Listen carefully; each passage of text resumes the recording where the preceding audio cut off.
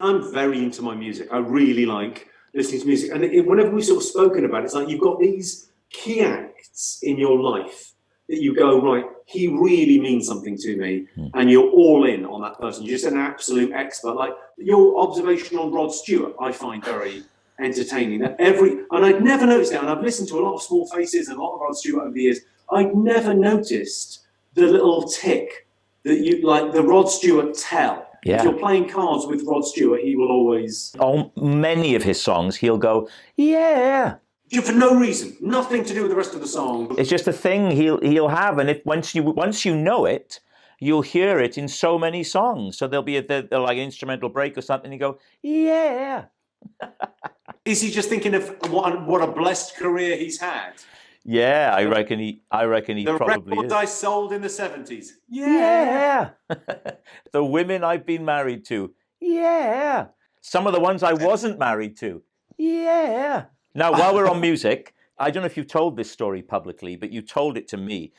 Bruce Springsteen is one of the great loves of my life, and you had an experience. Well, I was doing a gig this was in New York about maybe 2 years ago. And it was it was Stand Up for Heroes. So it was a gig where not only did you do the gig to benefit the charity that helps ex-servicemen, but there's quite a lot of ex-servicemen that come. Some of them have been very seriously injured, and it's a really lovely charity. And it's always run the same way. It's at Madison Square Gardens.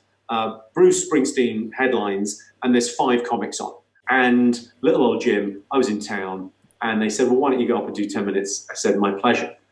So we're playing Madison Square Gardens, which is quite trippy anyway. I mean, it's quite fun because you're in this incredible room, right? And we're in a smaller room downstairs, so it's like a 4,500, 5,000 seater. We'll get there early, with the suit bag and the thing, and the guy on the door, Mr. Carr, they've got the pictures up so they recognise you. So go upstairs, walk straight into the green room. As I'm walking in there, facing the wall in double denim, looking at something on the wall, it's the boss. And I'd just done Desert Island Discs like 2 weeks before. Anyway, so I'd see the and I went, "Oh, listen to your Desert Island Discs. I thought it was great. I like the way you picked this." I read the biography and the bit where you talk about your father's clothes and the fact that you wore the same clothes that he went to work in when you go to work. And anyway, I was chatting away. It's Bruce Springsteen, and I'm on send. I'm like 20 minutes just chatting to the guy. And he's, "Oh, right." And as I'm chatting away, I kind of look over his shoulder and I see on the open door, it says Bruce Springsteen. And in an instant, my stomach goes, oh. I realise, and then I ask anyway, even though I know the answer, I go, is this the green room or your dressing room? And he goes, "It's my dressing room." And I went,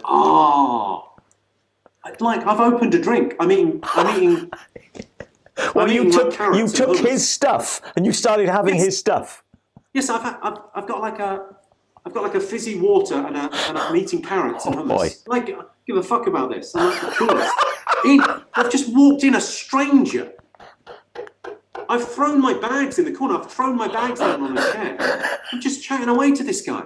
He's got no choice in it at all. I mean, his life has been on the road. This is his home, ostensibly. I've wandered into. I went, "I should probably go." And he went, "Yeah." For the rest of the day, the nice thing was my dressing room was sort of next door, and I give myself kind of a little bit humiliated, but like, it's fun.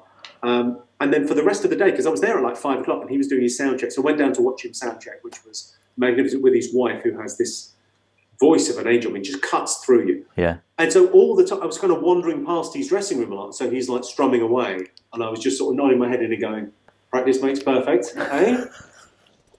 And then I said, "What songs are you doing?" And he said, I'm going to do 4 songs. And I said, "You're going to do your own or covers?" And he said, "I'm going to do my own stuff." And I went, and he laughed. And he was like, and incredibly, I mean, obviously he maybe appreciated I was doing the gig or whatever, but what a gent. And could have been a dick about it, would have been well within his rights. I forgot from when you told me before that you were tucking into the dips and the drinks. I thought it was the green room. It looked like a green room.